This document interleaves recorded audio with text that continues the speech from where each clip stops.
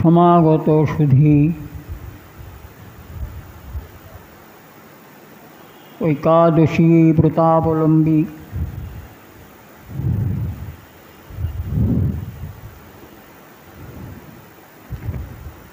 কৃষ্ণ ভক্তি রসপরায়ণ আস্বাদপরায়ণ সমগ্র ভক্ত সদস্যবৃন্দ,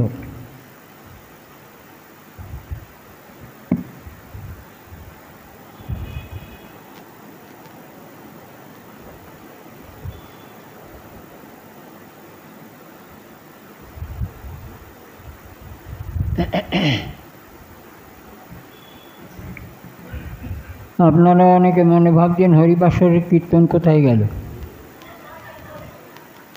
নিয়মের মাসে কোনো দিনই হরিবাসর কীর্তনটা করা হয় না, সেটা তো আপনাদের খেয়াল রাখতে হবে।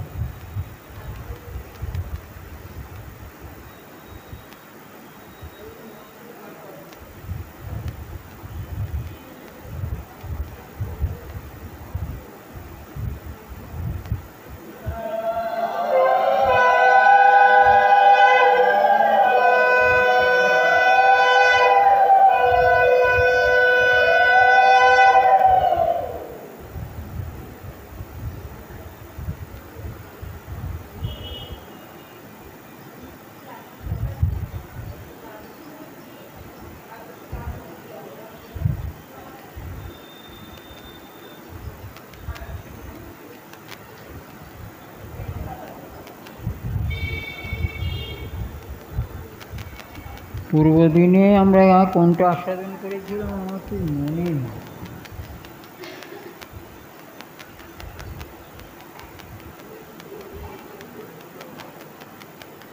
আপনাদের মনে আছে?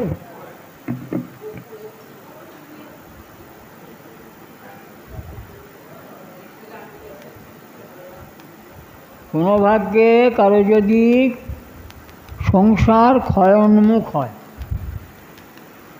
তাই তো এইটা আলোচনা হয়েছিল না?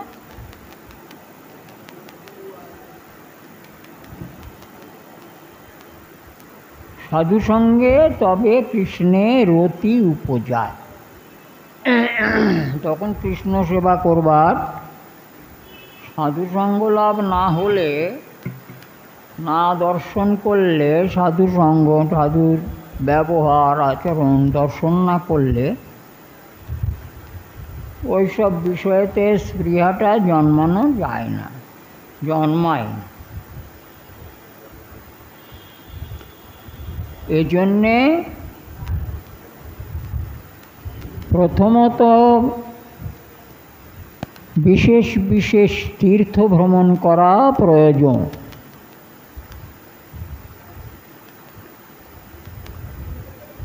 তীর্থবাসী কীরকম আচরণ করেন সেগুলো দর্শন করা কর্তব্য। তারপর বৃন্দাবনাদি ধামে একটু পরিক্রম করা কর্তব্য। অন্তঃকরণের শুদ্ধিকরণ নিমিত্ত এগুলো প্রয়োজন। শ্রী মুচকুন্দ ভগবানের দর্শন প্রাপ্ত হবার পর তাকে উদ্দেশ্য করে বলেছিলেন, ভবাপবর্গো ভ্রমত ইয়াদা ভবেজ্জনস্য তজ্জচ্যুত সৎ সমাগমঃ সৎ সঙ্গম তর্হি ইয়ার্হি তদৈব তদ্গতৌ পরাবরেশে জায়তে রতিঃ।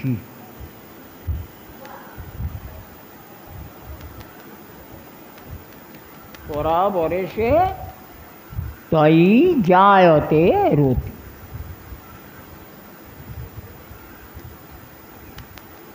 যেটা আগে বলেছেন, মায়ার কথা এখানে যেভাবে বলা আছে,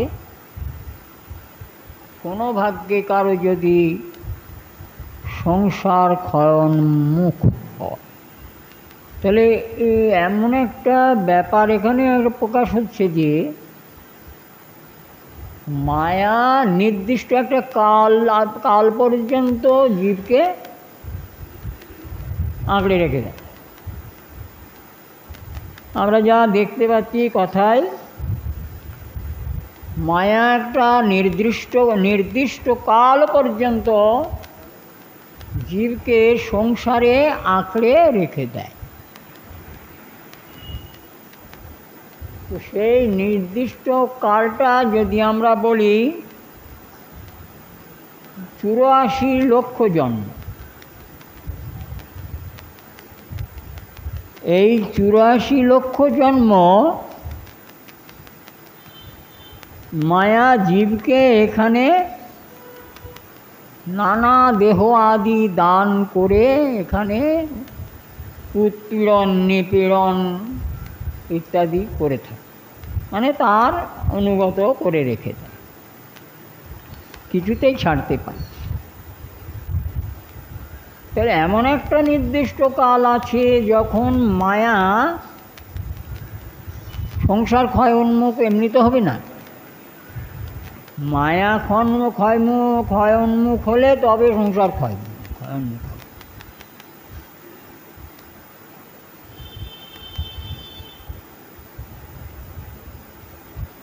মায়া যদি ক্ষয় উন্মুখ হয় তখন সংসারও ক্ষয় উন্মুখ হবে।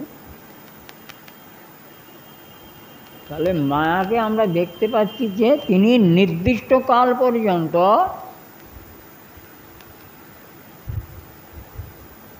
জীবকে তাঁর অধীনস্থ করে রেখে দেন।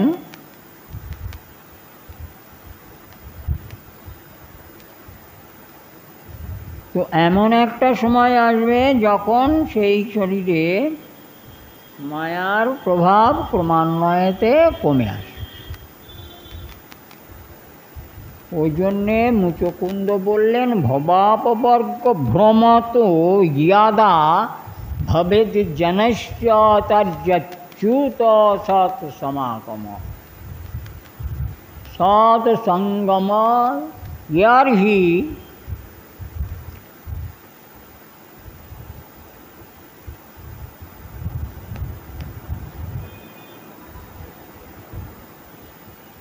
তদৈব তদ্গত পরাবরে সে তৈ জায়তে রতি। ভগবান শ্রীকৃষ্ণকে উদ্দেশ্য করে মুচকুন্দ বলেছিলেন যে হে ভগবান,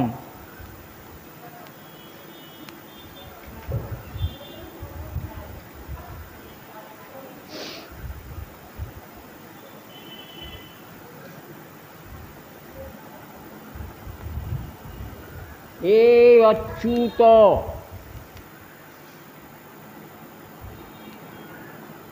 সংসারে নানা জনিতে ভ্রমণ করতে করতে করতে করতে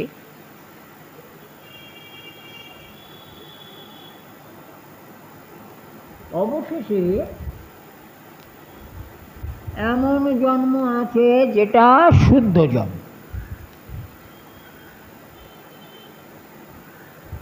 এমন জন্ম আছে যেটা শুদ্ধ জন্ম।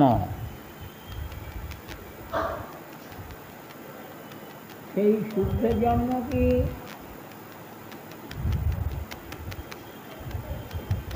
যে কোনো জিনিস দীর্ঘকাল থাকতে থাকতে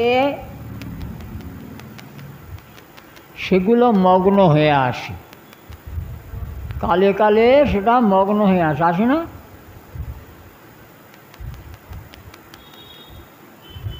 ওই বেড়া বাঁধে দেখবেন সব কাতার দড়ি দিয়ে, কচা দিয়ে, বাঁশের চটা দিয়ে বেড়া বাঁধে না?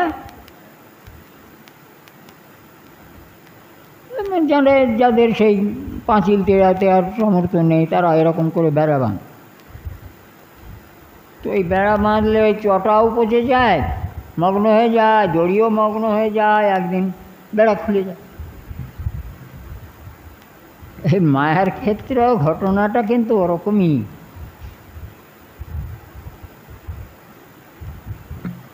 জীবকে নিজে বসে রাখবার জন্যে বহু চেষ্টা করতে হয়। চেষ্টা করতে করতে তারপরে একসময় শিথিলতা এসে যায়, বিরক্তি এসে যায়।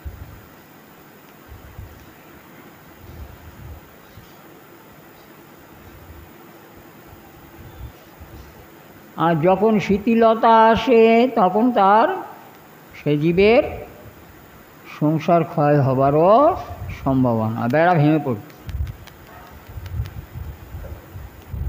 জগতে প্রথম শুদ্ধ জীব হলো কি? শুদ্ধ জীব কোনটা? জগতে শুদ্ধ জীব কোনটা? হ্যাঁ, কি বলছে?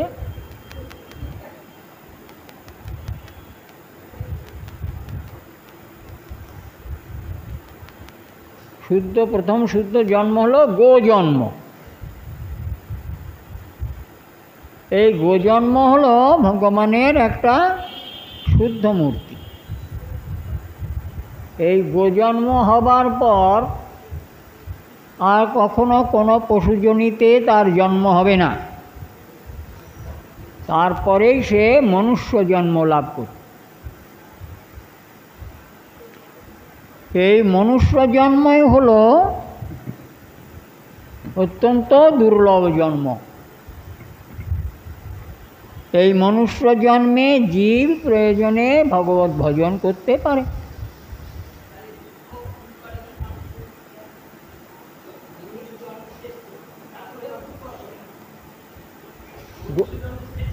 গোজন্ম, মনুষ্য জন্ম, হ্যাঁ,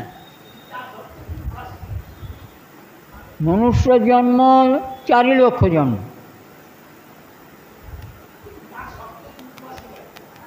তা সত্ত্বেও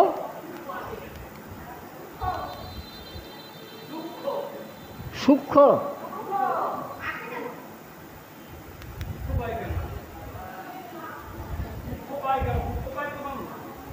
দুঃখ পায় কেন? এইবার বুঝলাম দুঃখ কেন পায়।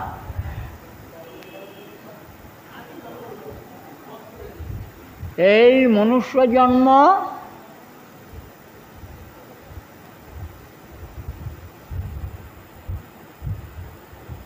ভগবত ইচ্ছাতে হয়। ভগবানের শ্রেষ্ঠ বা ব্রহ্মার শ্রেষ্ঠ সৃষ্টি হল মনুষ্য।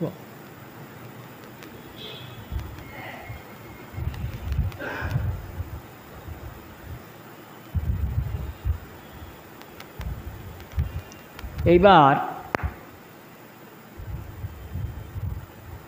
যখন ভগবান মনুষ্য সৃষ্টি হলো প্রথম, ভালো করে বুঝুন মানুষ কেন দুঃখ পায়।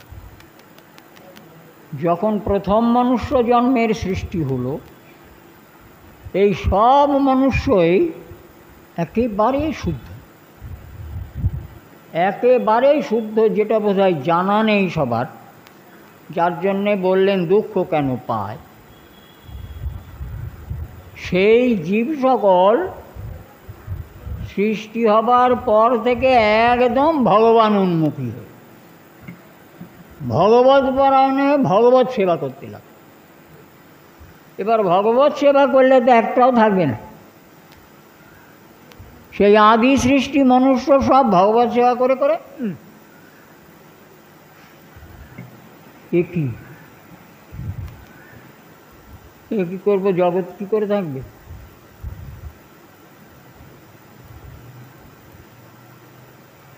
জগৎটা কারে নিয়ে থাকবে? সৃষ্টির শ্রেষ্ঠ সৃষ্টি মনুষ্য।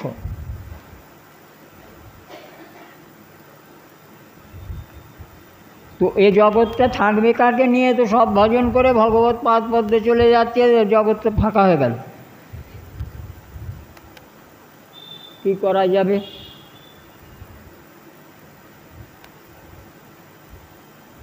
কি করা যাবে? গীতায় অশ্বত্থ গাছের বট গাছের নাম শুনেছেন? হ্যাঁ, ও গাছে দুটো পাখি আছে, একটা দ্রষ্টা সাক্ষী নির্বিকার,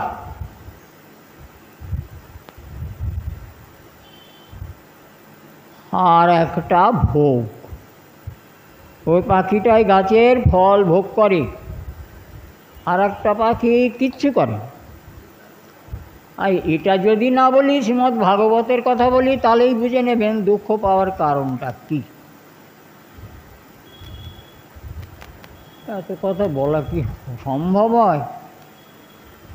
শ্রীমদ্ ভাগবতমের অষ্টমের ষষ্ঠ, সপ্তম অষ্টম,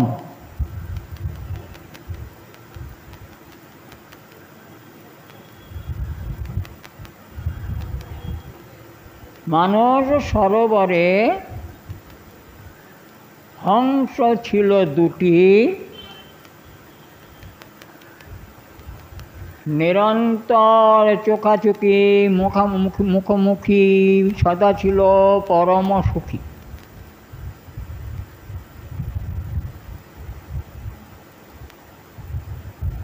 দুজনা একেবারে সবসময় চোখাচোখি মুখোমুখি আর মহাসুখে অবস্থান করত মানস সরোবর। হঠাৎ কি হলো, পরমাত্মা হংস আর জীবাত্মা হংস, এই জীবাত্মাতে কামনার জাগরণ করিয়ে দিল। ফলে কি হলো, এই জীবাত্মারূপ যে হংসটি, ও সামনে একটা পরম সুন্দর অপূর্ব সৌগন্ধযুক্ত ফুল ফলে পরিপূর্ণ একটা সুখময় উদ্যান দর্শন করল। কে দর্শন করল? জীবাত্মারূপী অংশ, যে পরমাত্মার মুখোমুখি হয়ে থাকত। হঠাৎ সে পরমাত্মার মুখে না চেয়ে এই উদ্যান তার চোখে পড়ে গেল। যেদিন উদ্যান চোখে পড়ে গেল, সেই দিনই সেই জীবাত্মা এই উদ্যানটাকে ভোগ করবার স্পৃহা জন্মালো জীবাত্মা হংসে। আর তৎক্ষণাৎই ও যে পরমাত্মার সঙ্গে ছিল তাকে ভুলে গিয়ে, তদীয় মায়ায় ভুলে গিয়ে এই উদ্যানে প্রবেশ করে গেল।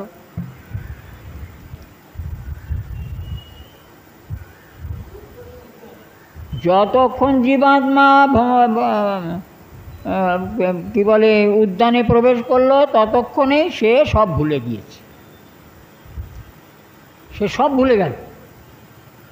মায়া সৃষ্ট, ভগবত মায়া সৃষ্ট, মায়া সৃষ্টিতে সে ভুলে গেল। এবার এখানে বনে প্রবেশ করে এর তো শেষ নেই, ভ্রমণ করতে লাগবে। এখন মানস সরোবরে পরমাত্মারূপী হংস, উনি চিন্তা করলেন জীবাত্মারূপী হংস তো এই উদ্যানকে ভোগ করবার স্পৃহায় হতে প্রবেশ করেছে, কিন্তু আমি যদি তার সঙ্গে না থাকি তাহলে তো তার ভোগ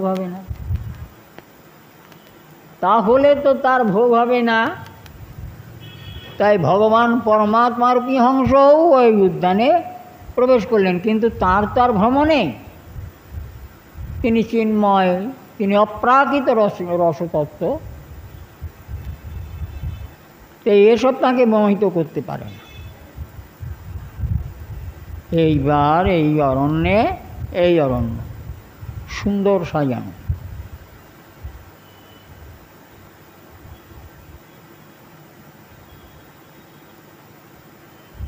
দশেন্দ্রিয় মন বুদ্ধি অহংকার যাবৎ প্রাণ সব দিয়ে উদ্যান সাজানো আছে। এখানে প্রবেশ করেই তার ভোগ সুখের ইচ্ছা জন্মগ্রহণ।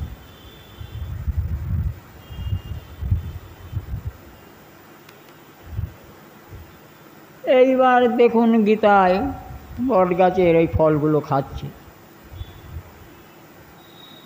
ওই ফল যদি খায় তাহলে সংসারে বন্ধনযুক্ত হয়ে,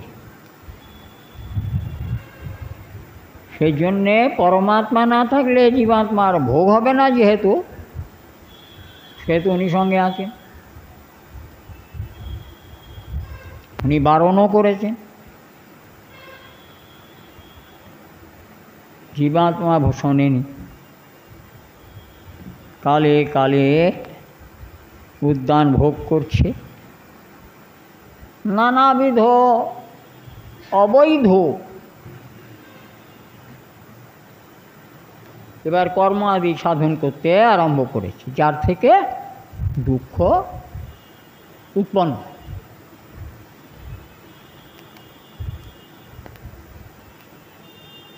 যার থেকে দুঃখ উৎপন্ন হয়,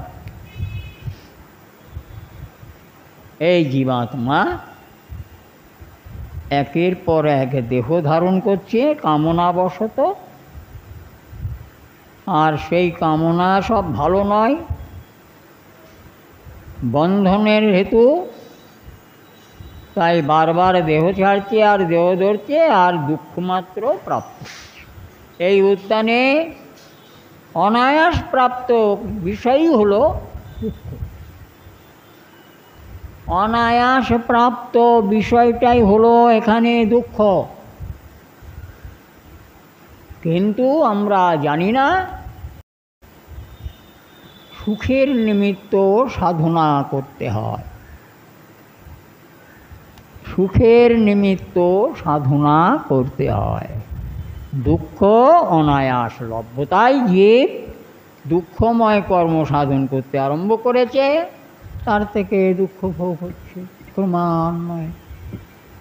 দুঃখময় কর্মই তো এখানে বেশি, হ্যাঁ, তাই তার থেকে শুধু দুঃখ উৎপত্তি হচ্ছে। তাই আমরা দুঃখ পাই। কত জন্ম ভ্রমণ করেছি তো আমরা বলতে পারবো না, কেউ কারোর বলার সাধ্য নেই, কিন্তু আমরা একটা বিষয়ে ঠিক বলতে পারি, জন্ম আর কর্ম, জন্ম আর কর্ম এ দুটি দেখে আমরা বুঝতে পারবো যে আমরা কে আগে চলেছি কে পেছনে চলেছি। কে আগে চলেছি কে পেছনে চলেছি, কে উত্তরণের দিকে যাচ্ছে কে অবতরণের দিকে। কথার শেষ নেই, গল্প আরও আছে ভালো ভালো। দুঃখ পাবে না মানে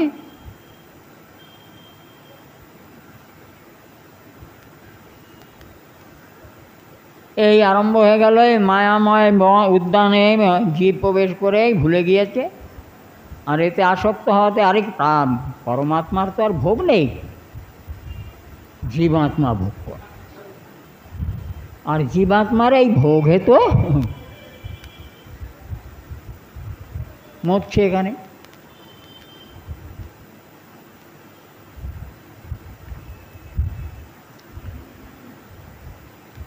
এবার বলি, এবার আর বেশি বলে লাভ নেই, অনেক কথা। ভবাপবর্গ ভ্রমত, ভ্রমণ তো আমার এই দেহটা করবে না, ভ্রমণ করবে জীব। কর্ম যেমন করবে কর্ম অনুসারে ভ্রমণ করতে হবে। তো আমরা তো সবসময় প্রায় দুঃখময় কর্মসাধন, নাকি সুখের কর্মসাধন করি সবসময়?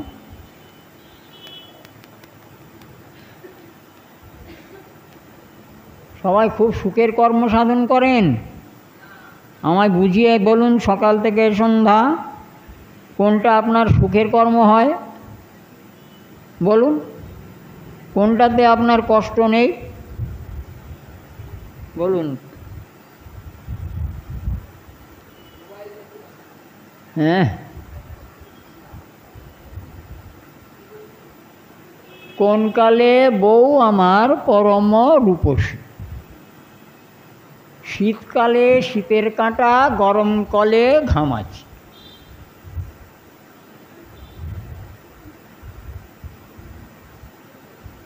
তো বউ আমার রূপসী কবে হলো?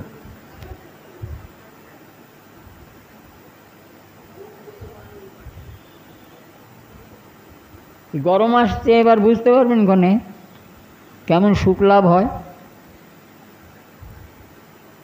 এসি ঘরে থাকবেন, বাতের ওষুধ খাবেন,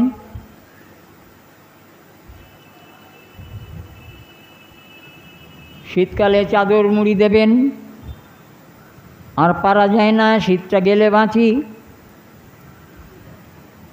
গরমে হাই ঢাই। মায়ার রাজত্বে এই সব সুখের দুঃখের আসন পাতা আছে।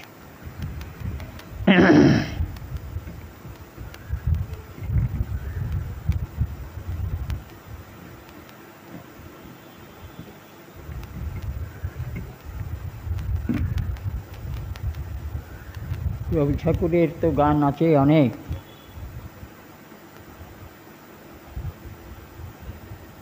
কপত ডাকে মধুপ শাখে বিজন বেদনায়।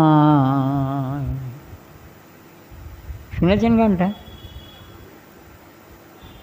শূন্য তলে আসন পাতি, শূন্য তলে আসন পাতি। ভুলে যাচ্ছি গান, গাইনি অনেকদিন।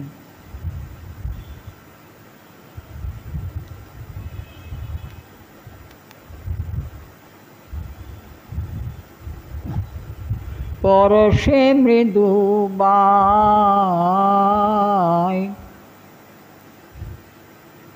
গানটা খুব ভালো।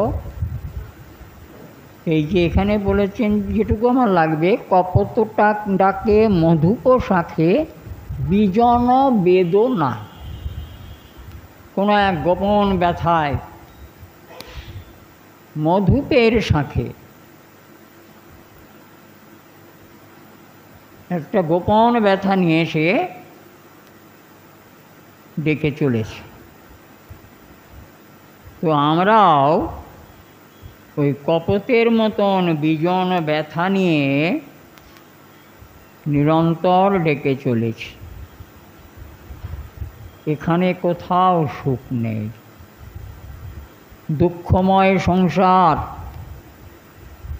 তাই এখানে এলেই দুঃখময় কর্ম সাধিত হয় আর দুঃখ পায়।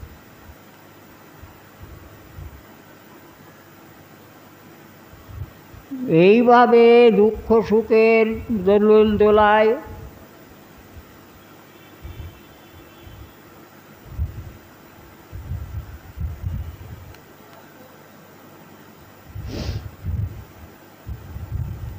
দুলতে দুলতে জন্মাতে জন্মাতে কত কত জঘন্য দেহ লাভ করেছি।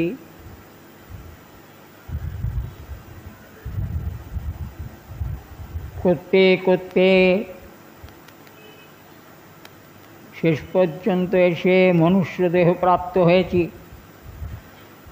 তো আগে তো সব পার হয়ে যাচ্ছিল, এবার ভগবানের ইচ্ছাতেই মায়া, ভগবানের মায়া আমাদিগকে গ্রাস করে ফেলেছে, এবং মায়াময় কর্মসাধন মানে দুঃখ। তাই মুচকুন্দ বললেন যে এই ভব অপবর্গ। অপবর্গ হচ্ছে আমরা এখানে তিনটে জিনিস বিশেষ করে নিয়ে আছি, ধর্ম, অর্থ আর কাম। আছে কি না? ধর্ম করি, ধর্মের তো শেষ নেই। আর সেই ধর্ম নিয়ে এখন কি হচ্ছে তো আমরা জানতেই পাচ্ছি, দেখতেই পাচ্ছি। এরপরে কোন দিন ঘাড়ের উপরে এসে উপস্থিত হবে, সেই দিন বুঝতে পারবো। ধর্ম অর্থ ধন অর্থ উপার্জনের নিমিত্ত এই দিন রাত অতিবাহিত হয়ে চলেছে। কোথায় রাখবো, কী করে রাখবো, এসব চিন্তা ভাবনা করতে করতে অর্থ চিন্তাতেই আর কাম। সংসারে কি আমার কামনার শেষ আছে ভাগ্যে? সেদিনও বলেছি আমি যে সেই ভাগ্য বোঝায় গো। ওই ভাগবতী যেটা বলেছেন সনাতন গোস্বামীপাদ, মনে আছে কথাটা?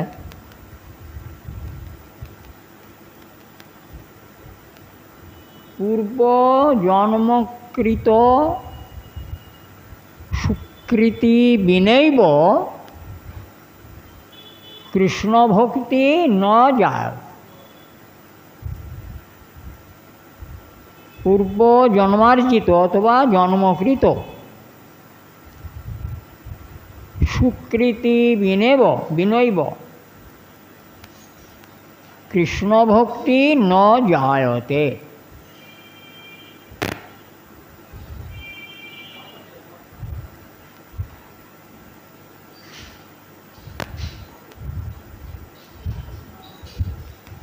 পূর্বজন্মের কোনো সুকৃতি সে যে কোনো উপায়ে যে কোনোভাবে যেখানে হোক, আমার অত বিচারে ওটা দরকার নেই, আমরা বুঝে নেব কিছু না কিছু সুকৃতি তো আছেই।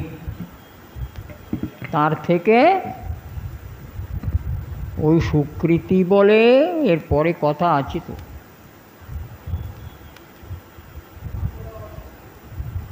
ভগবান শ্রীকৃষ্ণের কৃপা দৃষ্টি লাভ হয়,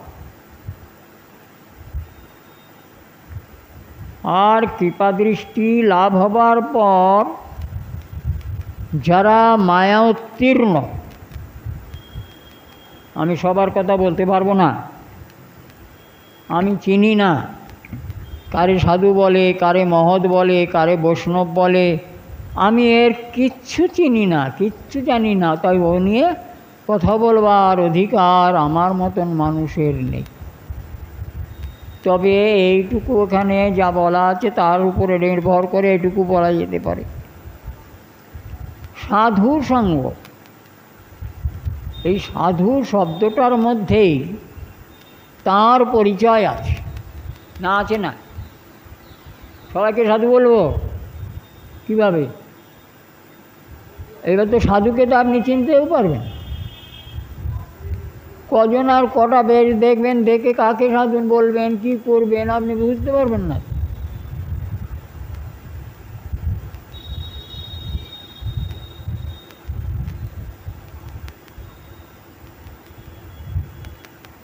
তো সাধু শব্দটা একবার শুনুন,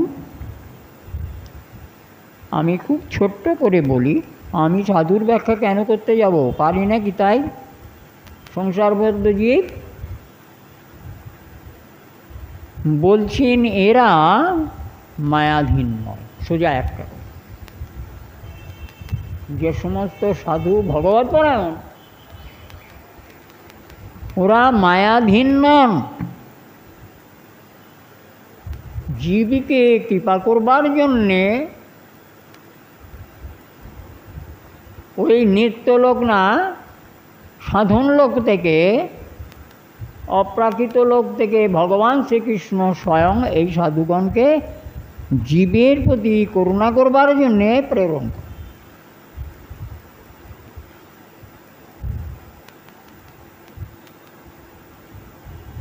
বৈষ্ণব চিনব কী করে? আমাদের তো কেউ বৈষ্ণব বলবে না, তাই তো? বলবে না, আমাদের বৈষ্ণব বলবে না। আমি ও নিয়ে ব্যাখ্যা করতে যাব না, অপরাধ করব।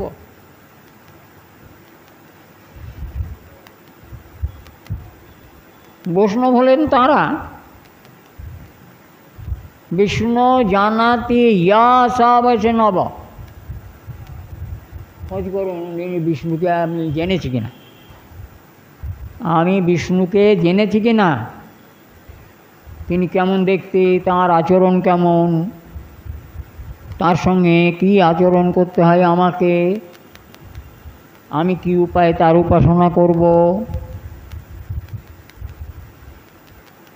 বেশে আমি বৈষ্ণব, ঠিক আছে, কোনোটা ফেলার নাই। সেজন্যে সাবধান বাণীও মাঝে মাঝে দেওয়া আছে। ভাইরে সাধু সঙ্গ করো ভালো হইয়া, সাবধান বাণী দেওয়া আছে। অপ্রয়োজনেও বলছি, ভাইরে সাধু সঙ্গ করো ভালো হইয়া, এ ভব তরিয়া যাবে মহানন্দ সুখ পাবে। নিতাই চৈতন্য গুণ গাইয়া রে এ ভাই রে সাধু সঙ্গ করো ভালো হইয়া।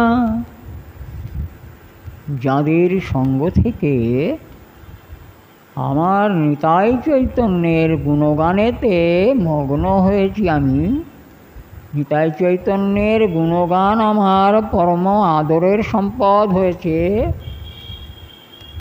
যাদের সঙ্গের দ্বারা সাধু রত্ন স্পর্শমণি, তাদের সংস্রব থেকে কৃষ্ণ ভক্তি লাভ হয়ে থাকে, ওটা কৃষ্ণের ইচ্ছা, কৃপা। তো সাবধান বাণী কি দিয়েছেন, তা আমি তো বলিনি, পদকর্তা বলেছে। ও লোকটা ওরা নিশ্চয়ই সাধু অপরাধ করেছে নাকি, ওই মানুষটা নিশ্চয়ই সাধু অপরাধ করেছে। সে কি বলেছে, বলছে মালা মুদ্রা করিবে ভজনের নাহিলেশ, ফিরিয়া আমি লোক দেখাইয়া রে। তাহলে এখানে উনি বলছেন মালা মুদ্রা বেশ করেছে, ভজনের লেশ নেই, লোক দেখানোর জন্যে আমি ফিরে ফিরে বেড়াই সেজে গুজি। হ্যাঁ, ওনার বৈষ্ণব অপরাধ হয়নি, সাধু অপরাধ হয়নি। যিনি পদকর্তা বলরাম দাস, সাধু অপরাধ হয়েছে কি না, হয়েছে। সাবধান বাণী, সাধু চেনাটা বড় দায়।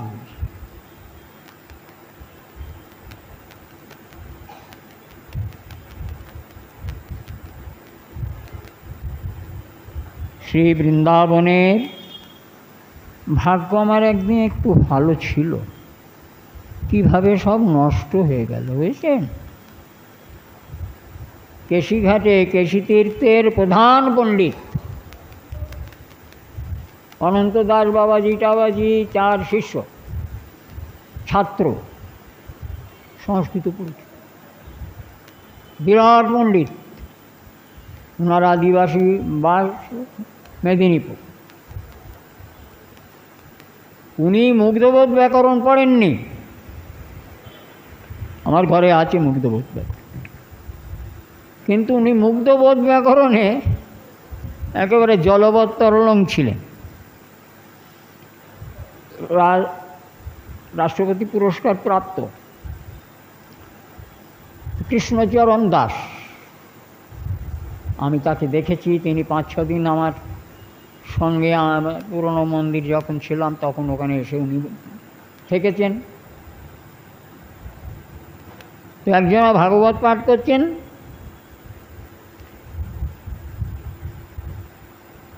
উনি আমার ভাগবতটা নিয়ে ওখানে গিয়েছিলেন নারায়ণ পাত্রের ভাগবত করতে বলেছেন। নারায়ণ পাত্র উনি ভাগবত পাঠ করবার পর একজন নবদ্বীপবাসী তাঁর পাঠ, তার নাম হচ্ছে ধরফড়ে গোসাই। তার নাম হলো ধরফড়ে গোসাই। সে এমন করে কথা বলবে ধরপড় ধরপড় করে, তার নাম হয়ে গিয়েছে ধরফড়ে গোসাই। তো উনি যখন কথা বলছেন আমি তো সেখানে ছিলাম, ওনাকে দেখলাম ওই কৃষ্ণ কথা শোনা মাত্রে সে মুখে এমন বিকার শাঁস আর শব্দ হতে লাগলো, নাক দিয়ে অনবরত জল পড়তে লাগলো, মুখ থেকে লালা পড়তে লাগলো। কৃষ্ণ কথা শুনে উনি তো অত বড় পণ্ডিত, তার আগে উনি পাঠ করেছে, আর পাঠ শুনে তার এহেন অবস্থা হয়ে গেল, আমি চোখে দেখেছি তাকে।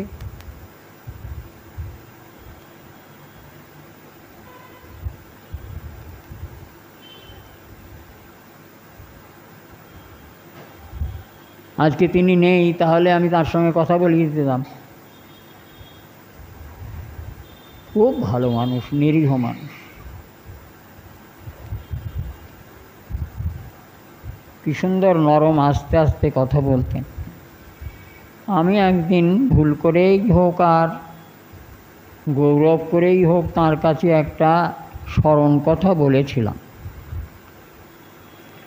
আমার অপরাধ হয়ে গিয়েছে। উনি একজন মহাজন ব্যক্তি, ওনার কাছে কিছু বলাটা ঠিক হয়। উনি বললেন, এটা আপনি যা বললেন এটা রসরাজ মূর্তি বলে আমায় জড়িয়ে ধরে